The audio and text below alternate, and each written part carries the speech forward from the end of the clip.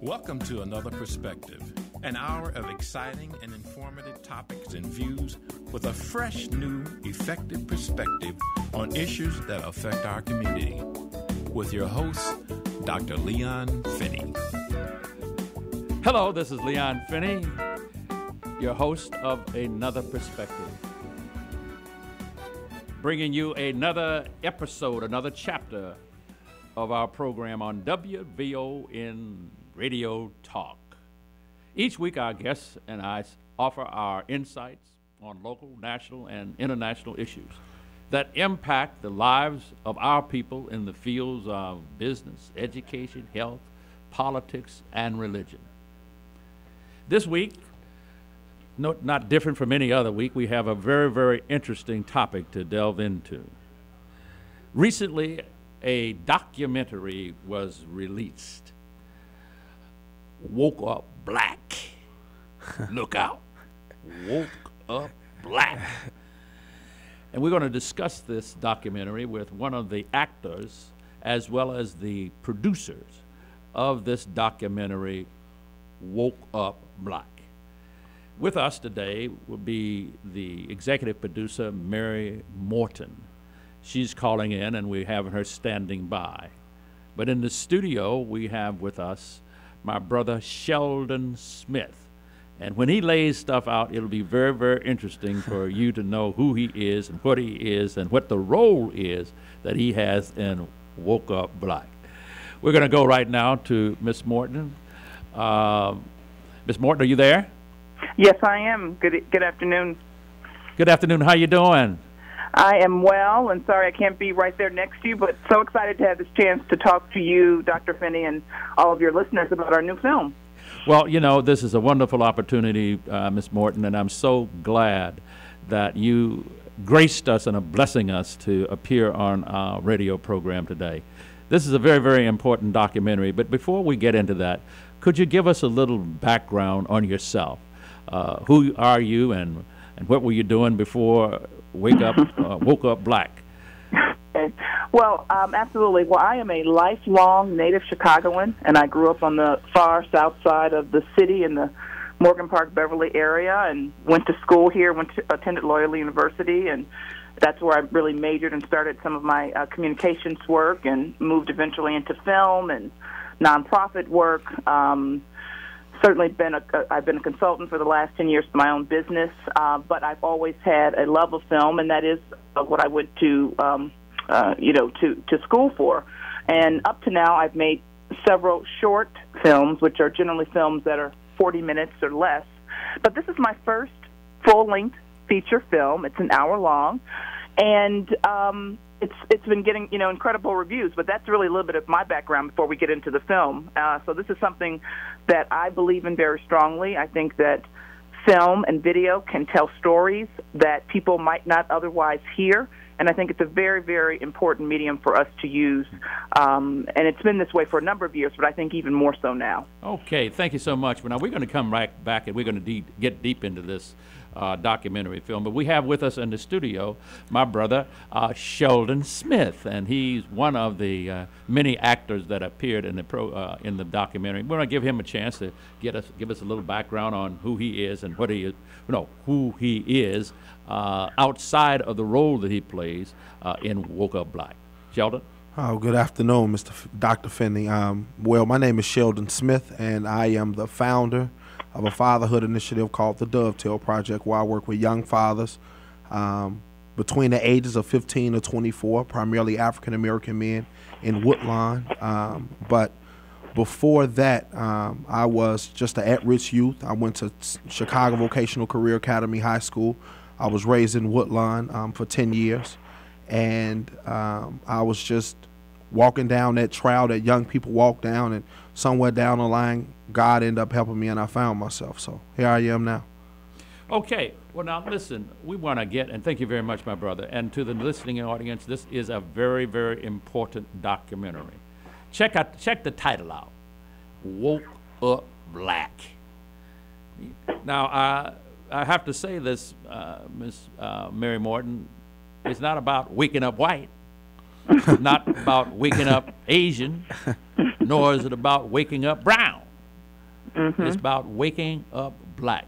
So what's the theme of this this film beyond what obviously those of us who are people of color might imagine? But you had a point, Right. or the documentary has a point, and I want to make sure that we get that point. Okay. Well, first of all, the film really follows the lives of 5 African-American, 5 black youth. And as it turns out, all of the youth are from Chicago. Initially, we actually interviewed in San Francisco and New Orleans, but we decided to stay with 5 youth from Chicago. And they range in age at the time of the filming, which began in 2008 and concluded in 2010, between the ages of 16 and 20. And so we wanted to give youth, black youth in particular, an opportunity to tell their own stories, because so often we hear these 20-second sound bites, often on the news, in a format that really doesn't allow one to hear the entire story or to hear real stories about black youth. Many times when you even bring up the topic of black youth, people really only have stereotypes and misinformation to rely on. And so the crux of the film is providing an opportunity for youth to speak in their own voice about their own ideas, attitudes, and opinions. We talk about many current day topics that I know you've covered on your show as well, whether it's about the portrayal of black youth in the media, violence, education, relationships. So in the film, we see individual stories of the youth, but we also hear them talking in small groups about all of these issues that we never go to them and say, what do you think about this? You're at the center of, for instance, the high number of African-American men who are incarcerated. What do you think about this particular issue? Do you have some ideas about how we can solve some of these issues? What are your opinions? And this is really one of the first times that we hear from youth in their own voice.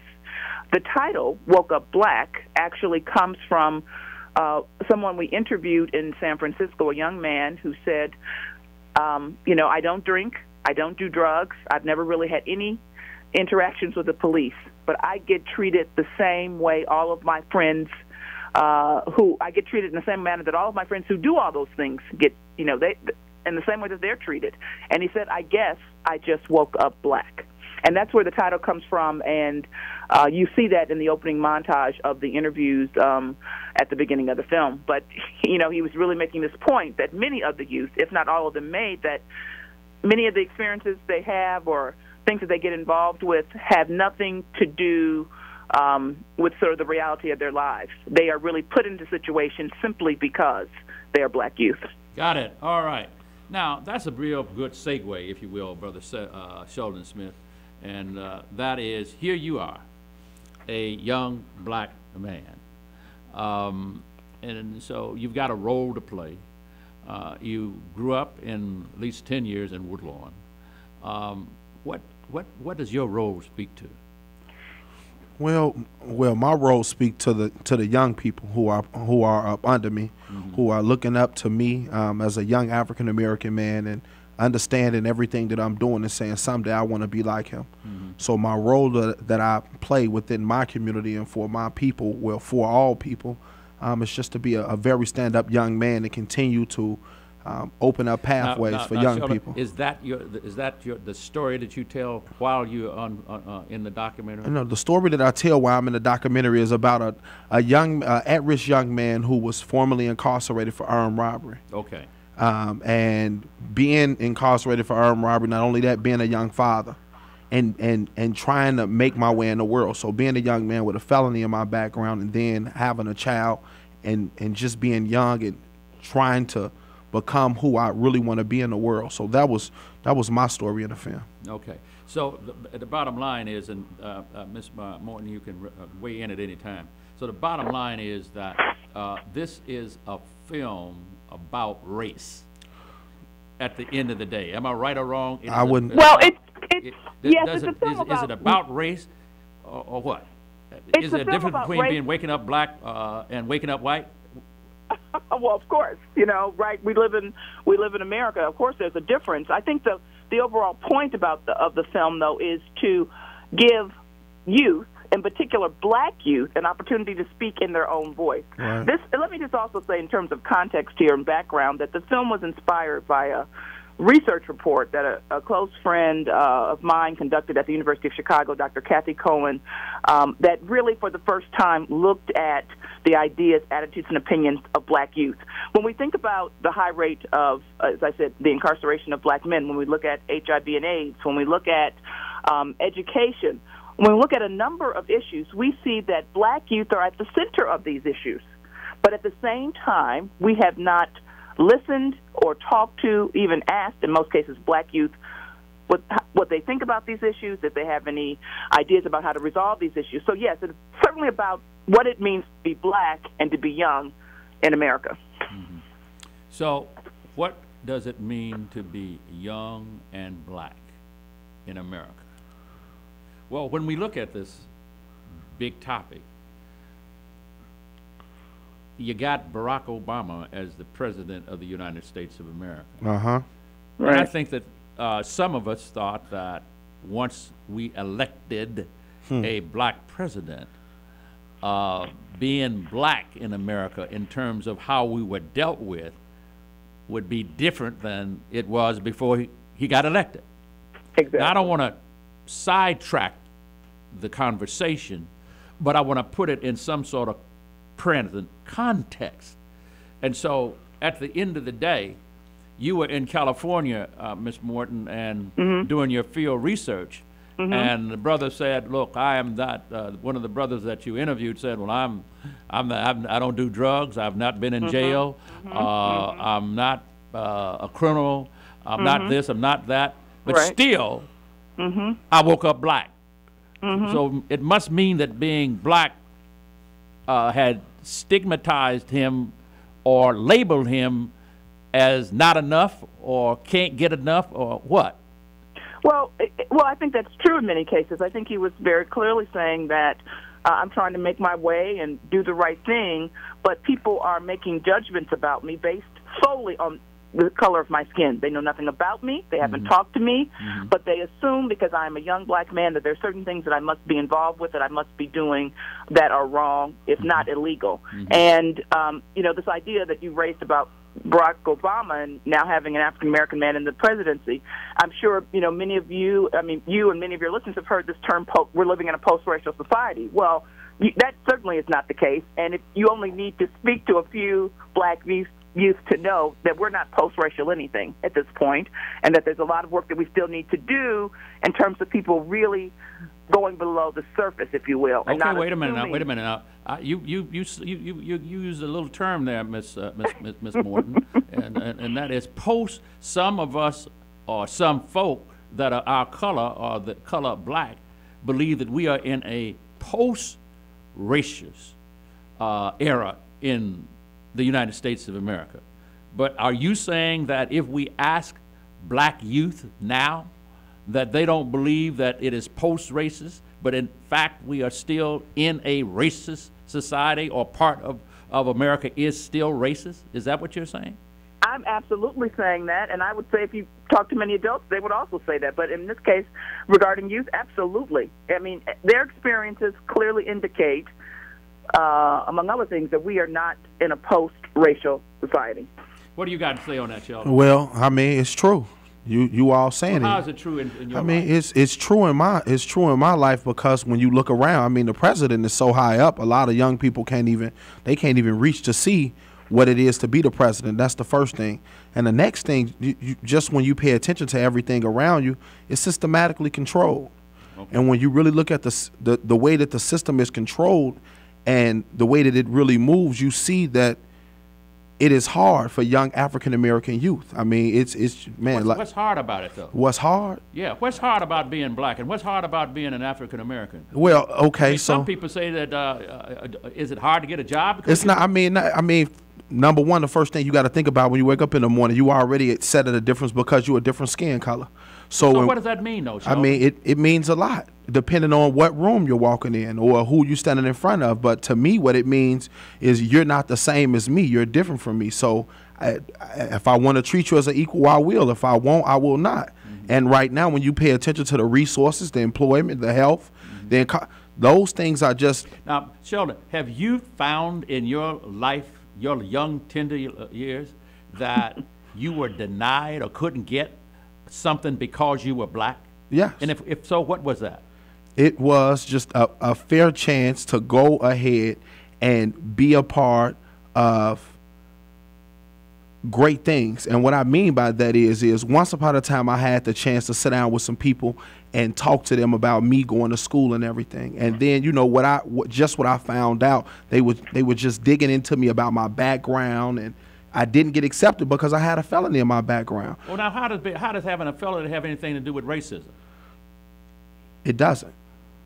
It doesn't. So just what I'm saying is when you pay attention to the statistics, an African-American man with a felony in his background versus a white male with a felony in his background, he still has a better likely opportunity than a black man with a felony in his background. All right. So Doc, I don't want to make this about a black and white issue. I mean, the issue is young people right now under-resourced, young African-American youth. And when you pay attention to the policymakers and people that are making the rules and to our society of young people, they don't have any idea what young people are going through every day at a day-by-day pace to do the things that they need to do to become successful just as well as everybody else.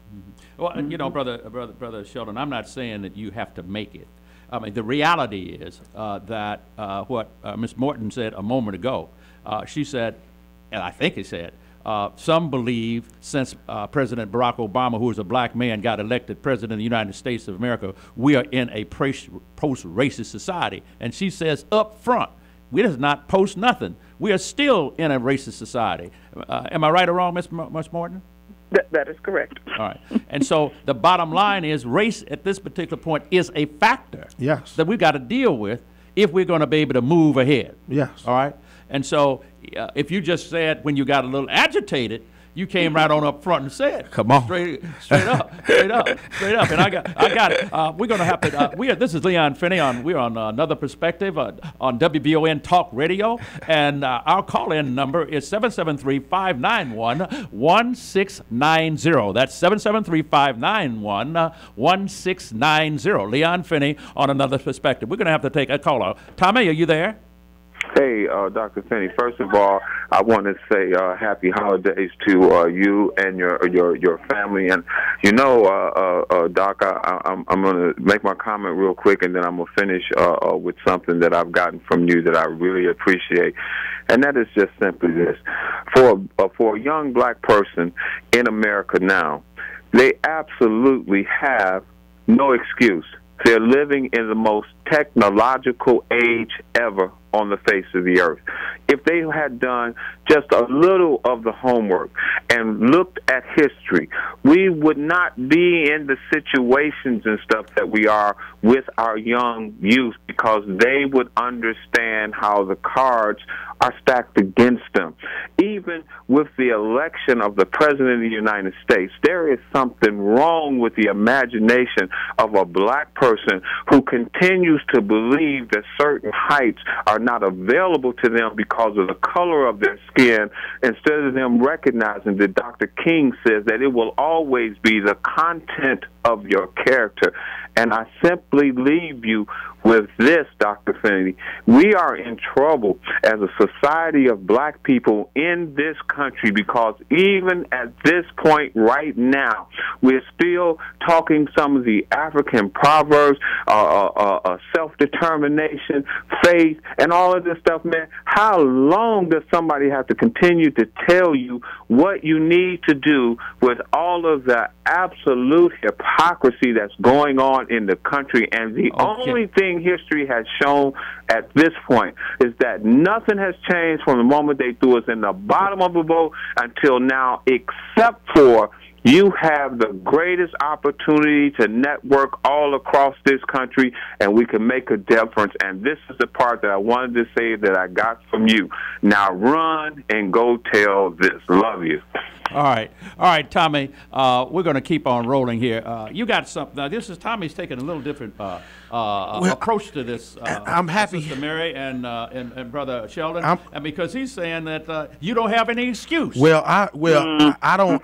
That's not true. And the reason why I'm going to say that is not true is because it is not equal. It's not equal nowhere around the board. And he said when you pay attention to history, okay, well, let's pay attention to history. History shows I was born in 1988. I'm 23. Okay? Right. When I was born, there were things going on in the community before I got there, right? So the things that were handed down to our young people now today comes from history, comes from a past. We didn't create none of these things. We didn't start none of these things. So everything that we're faced with day to day and every day, we need older brothers to step up and be around. Okay, Sister Mary Morton, what do you have to say? Well, a couple things. I agree with Sheldon, and I agree that this is the world that we created for young folks, and at the same time have not given them, in some cases, the support they need to be successful. And I think the caller may have forgotten that everyone doesn't start from the same place, whether you're white or black, that some of us have families that are intact, some of us are living with guardians, grandparents, because we've had, the family unit was not there in whatever configuration. And so I think that has to be taken into consideration. And Sheldon is a perfect example of someone who has early on realized he made a mistake and has done more in the 5 or 6 years since he was incarcerated than most people have done in their life. Oh, I didn't know you've been incarcerated, Sheldon. I thought that was your role.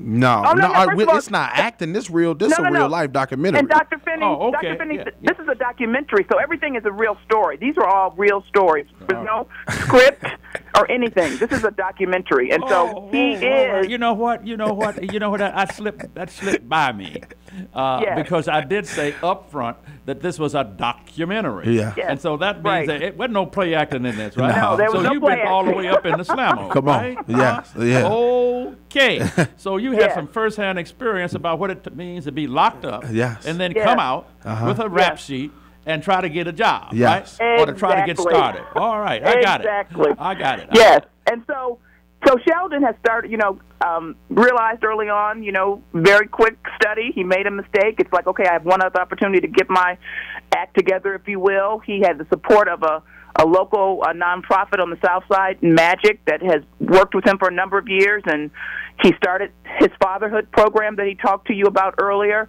But in the last year, I think it's so important to note that Sheldon is a fellow for the International Youth Foundation, which means that he was picked, I think, 2 from the United States, the rest from all over the world, out of 600 people, to participate in a year-long leadership management program, how to run a nonprofit, how to organize it, how to develop your program.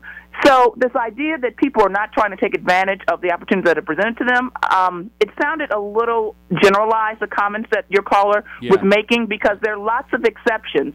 Sheldon is an exception, and people often would say to us about the film, well, you just picked really phenomenal youth. That's why you're getting this incredible reaction. And I said, I think all of the folks that we worked with in this film, all the stories we are telling are absolutely exceptional, but they are not at the end of the day exceptions. There are far more young people like Sheldon and there's 3 young women and another young man in this film, and we hear all of their stories, and they're all different. They're all from different economic backgrounds. And they're all authentic. They're all authentic, and there's nothing, this is the real deal, and we get to hear from them about the reality of their lives. Okay, we're going to take another caller. That's Andrea. Hello? Yes. Andrea? Hello? Yes, Andrea? Yes, how are you? Okay. First of all, I'd like to commend Mary Morton on this phenomenal documentary. I was at the University of Chicago when it was presented, and I just didn't know what to expect or to see. And I thought it was just extraordinary documentary of these 5 young people that were followed around and told their story. And I also like for you, Sheldon, which was a big impact on me because to tell your story, just a bit of what you're doing now with trying to help young people stay on the right track. And we just can't throw our children away.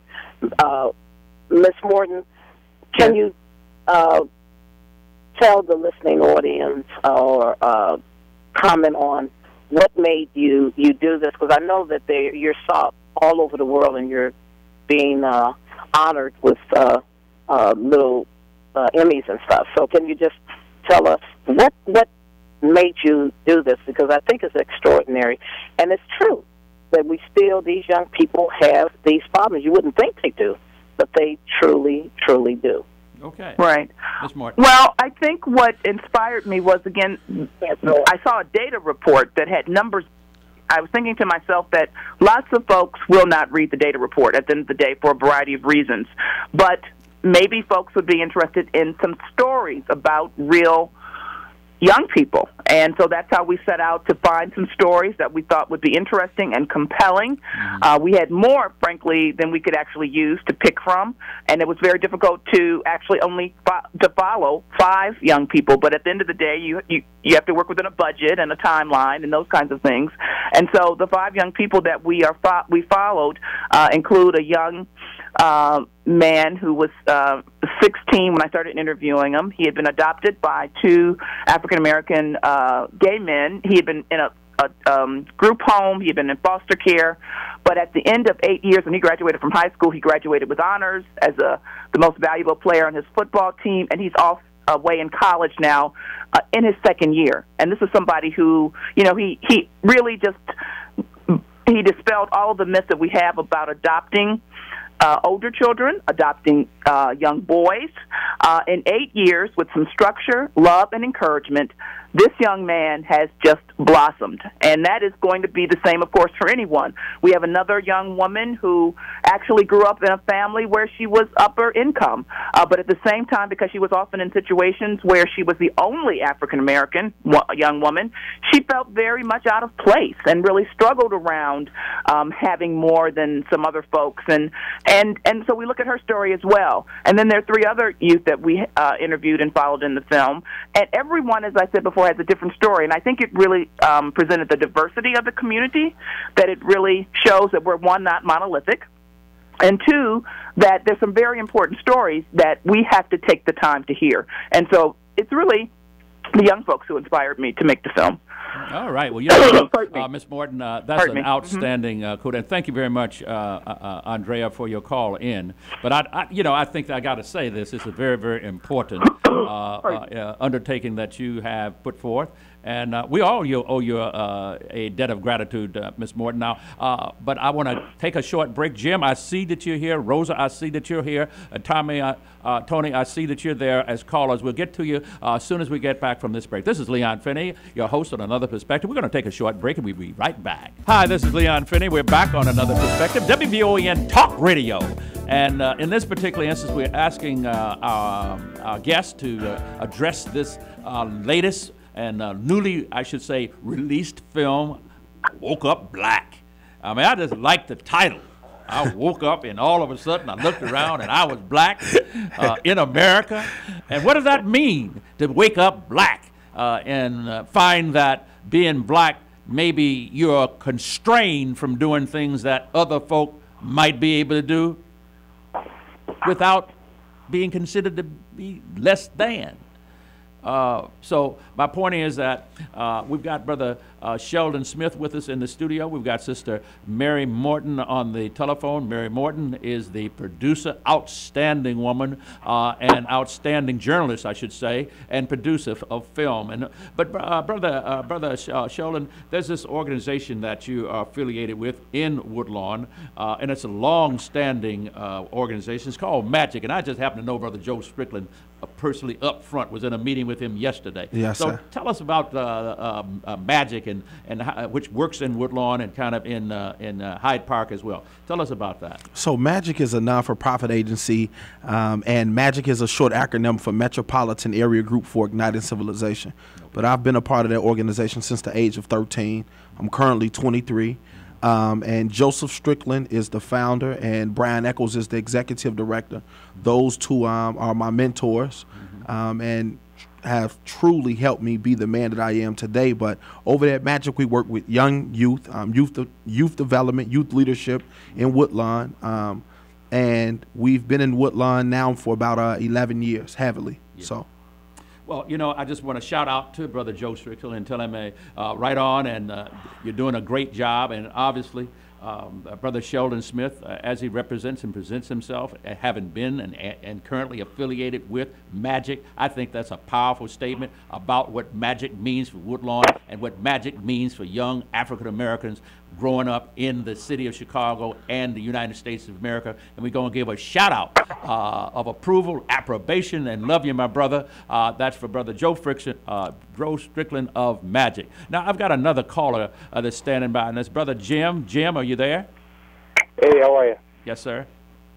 So I was just calling. I like to tune in once in a while, and if you don't mind me saying this, a lot of the things that people complain about is in part because we support a system that keeps delivering poor results. When it comes to voting, for example, there's no critical thought as to the candidate. Just kind of lockstep vote for the Democrat, and you kind of get the same results you get. And I think if there's more critical thinking about the issues and things that bring success to people, more people would be successful. Okay. When you contrast, for example, a state like Illinois compared to Texas, there's no comparison. This is why we're losing a congressional seat, and next year Texas is picking up 4, and it's because of people in business migrating. Jim, what congressional seat is that you're talking about? Well, Illinois is going from 19 to 18 congressional seats. Oh, okay. Yeah. We're losing population. Yes. And Texas next year is picking up 4. Right. And you see, I hate to say this, when people keep calling out racist this, racist that, we're all Americans. We all have the opportunity. You look at people like Bill Cosby or Obama, for example, becomes president. Oprah Winfrey, all these people, all these actors, a lot of sports guys, a lot of people in business, Johnson Publications, a lot of people do well when they dedicate themselves and do something. So if people quit thinking themselves as being victims and thinking themselves as being more as Americans, all right, you'd have more success. All right, Brother Jim, thank you so much for your call. Thanks. Bye. Yes. Okay. Here we have a caller, and he expands this. And I think that what he would have us to appreciate is that there are matters that we have to consider beyond race. I think that's what he's saying. And the state of Illinois is losing population, and because of that, the state of Illinois will lose 1 congressional seat. Well, the question is whether or not it's going to be a seat that would be occupied by someone who is interested in an American society, if you will, which means that all men are created equal, and we got a level playing field. Or whether or not it's a seat that's been occupied and is being occupied by somebody who doesn't believe that the meek shall inherit the earth, that fairness and justice should be for everybody. But anyway, we're not going to weigh in on that too much. We've got some more important things to talk about. We only have a short period of time to deal with it. And so here we are sitting. We've got this land, the sense that we are in the land of the free and the home of the brave, and there's opportunity there for everybody. And yet we've got a brother here and some other people in that are African American or black skin that feel that they're not getting a fair share. What about school? And you started talking about Sister Morton or whomever. Sister Morton, you may have to represent the young women who were in the program because we don't have them here in our studio. But what were the women saying or the young women, I should say, that were saying in the documentary? Well, we have 3 young women in the documentary, and some of their concerns were around what they see as a double standard for young women versus young men. And in fact, Rosie, who is now at Southern Illinois University in Carbondale, says in the film, why is it that when young men have multiple girlfriends, partners, that they just are players, and it's a good thing. But for a woman, she's considered, to be a whore, essentially, to be someone who is in some way not as good as. Why is there double standard for young men and young women? And so that's one of the things that they talk about, because that's absolutely true. There is a double standard in terms of how society looks at young men and young women when they could be doing exactly the same thing. And we hold women in some cases to a different standard, but at the same time, we still live in a country where women aren't receiving equal pay for equal work. So I think they're looking at the mixed messages that young women receive all the time, and also concerned about the images that are being presented of young women in videos. We talked about that in hip-hop and rap. And I actually had one young woman after a screening say to me that I'm so happy I saw this film because it told me that I have other options other than being in a video or going into sports. So let me get it. So at the end of the day, these messages that are coming out from the young people are dealing with a particular perspective or view that they have on the current world that they live in. Yes. Am I right or wrong? That's absolutely correct. Yes. And they come from, I guess my point would be that, and maybe this is why Sheldon was somewhat gentle. I guess some of the messages, if we will, that were coming out, Sister Morton, were not necessarily based on race, but based upon gender and maybe race. Am I right or wrong? Absolutely, because there's an intersectionality, as you know, around race and gender and class. Let's not forget about that. So, absolutely, they have strong concerns and opinions about all those subjects. All right. So, and you have one young woman, Rosie, that felt that she didn't enjoy the label of having relationships with more than one person. She didn't enjoy that if she had a relationship with someone else and had a relationship with somebody else, that she would be characterized as a prostitute or a whore, right? Exactly, right. So this double standard that certainly is always... And for young men, if they had more than one relationship, then they were cool. But if a woman has more than one relationship, they ain't cool. Absolutely. Yes. I got it. And so my sense is that gets us past race, doesn't it?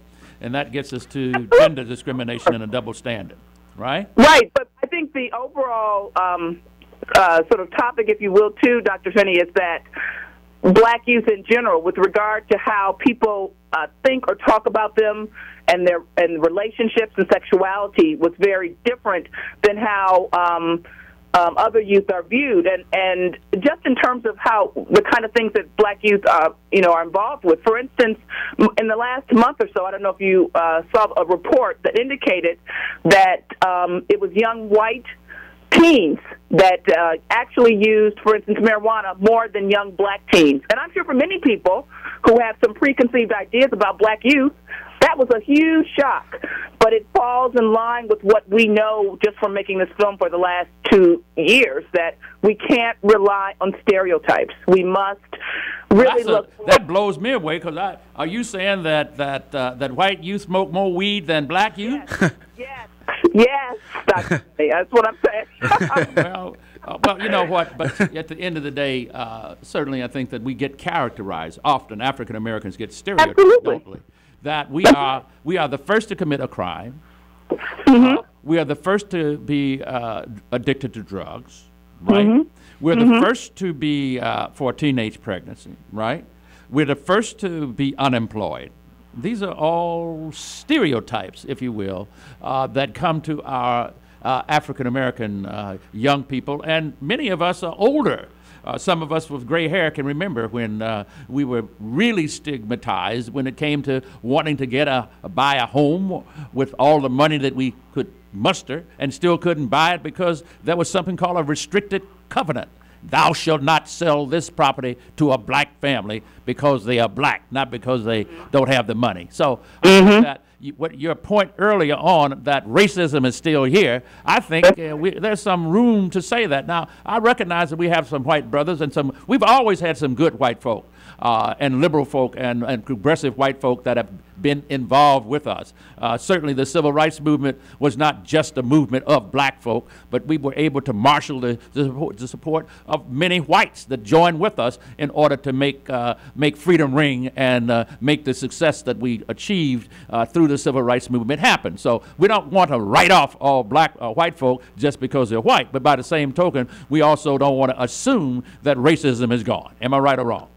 No, that's absolutely correct. And Dr. Finney, just the very act of me making this film was really a political statement, because I'm sure you're aware, we have lots of folks who tell stories about the black community and about black folks, and we need to get those stories out any way we can. But the fact that I am a black woman making a film about black youth, that doesn't happen all the time, and it doesn't happen a lot, and it's something that I think people aren't aware of. As I go to film festivals and and talk to other filmmakers. And it's a big deal. It's all I can say. Well, you know and what? the film You know has what? been You know what? You know what, well. Miss Mary Morton, I celebrate you so much so that what I can reflect on. What's that guy's name that makes that white guy, the heavy-set white guy, Michael Moore. Michael Moore. You know, he wears a baseball cap, Yeah. right? And he makes documentaries. He's celebrated.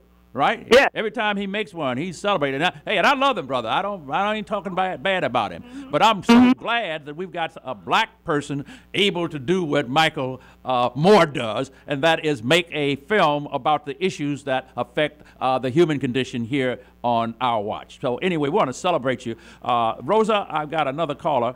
Rosa? Yeah, Rosa? Yes. Yes, ma'am. Yes. Now you talk about people are created equal, right?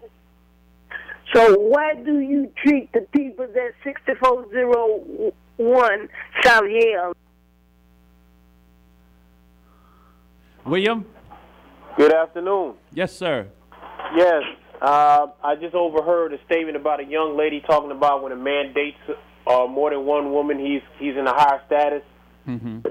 I was just wanted to answer that. I like the conversation. I just came in and just overheard it. I'm coming in from my shop.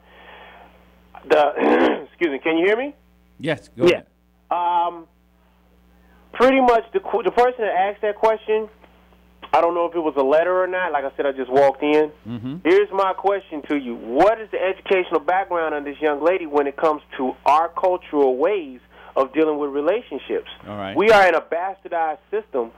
Honestly, because we haven't even been taught the spirituality of sex in our culture. Okay. As well as dating or seeing more than one person. There is a proper way to do that, and I'm not saying I'm the love coach, but there is a proper way that should have been taught to that young lady, because unfortunately we're dealing with a bastardized system that it was unfortunately created by those who were at one point our slave masters. Yes. So, All right, I'm sorry. Go ahead. Yeah, William. You kind of got in on the tail end of the question. I think that Miss Mary Morton was talking about how one of the young women in the documentary that she recently produced and released felt about having a relationship with more than one person, and as a woman, more than one man, and how she was looked down upon if she had a relationship as a woman with more than one man, and while a guy was celebrated because he could have a relationship with more than one woman. Okay. So it was a double standard that was being lifted up through lift up brother women. So William, but we're going to have to move right on. We're going to have to take a short break, I think, and then we're going to come right back, and we're going to give the entire balance of about 10 minutes to the conversation between Mary Morton and Brother Sheldon Smith, because we want to make sure that we get their story out. Hey, this is Leon Finney, your host of Another Perspective. I'll be right back after this break. Hey, this is Leon Finney. I'm your host on Another Perspective. We're back with our guest today, Miss Mary Morton, who is the producer of the greatest documentary I've ever heard about. I'm going to hurry up and see it because I am intrigued by the idea that here an African-American woman would produce a documentary of such substance dealing with the voices of the African-American youth. These are voices that hitherto have not been heard in a clear clarion, and she has taken it upon herself to produce a documentary, and it's titled Woke Up Black, and it's about black youth speaking about the world they live in from their own point of view. And so, Miss Morton, and we have with us one of the actors, Brother Sheldon Smith, who grew up in Woodlawn, is a community organizer. Hey, that rings a solid bell with me, since I spent over 40 years being a community organizer in and around Woodlawn, and not only in Woodlawn but around the country. But anyway, we want to give this last few minutes over to Ms. Morton and to Brother Sheldon Smith to kind of speak from their heart what you really want us, the listening audience, to know about the fine work that you've done. And so I'm going to just step back and try to make sure that the conversation continues to move. But you guys go ahead and say what you want to say for these last minutes. Well, what I want the viewers to know is that our young people need help, and they're begging for it. They may seem like that they don't want the help or they don't need the help, but they do. And it is very important that we give them a voice and give them a chance to talk. And, you know, most adults, when they listen to young people, they really don't listen because they think they know everything. And, you know, excuse myself, but I call them old fools. Okay. Because, you know, we all can learn from each other. But the number one thing to me right now in being here is young people to come out and take a look at the documentary. And if my story or any other story within the documentary apply to you and you think that it will help you make your steps forward in life to do the things that you really need to do, I ask that you take a look at that documentary and you heed it and know that no matter what you're going through, you always have a chance to do the right thing in your life. Okay. Ms. Morton. Well, that was wonderful, Sheldon, as always. He just speaks from the heart, and it's always so true. I echo everything that he said, and I would encourage folks to go to our website, wokeupblack.com, or to like us on Facebook, Woke Up Black. Make sure that you can get updates about the film. We will start screening the film again in February in Chicago. Most likely, we're in discussions right now with the Chicago Urban League.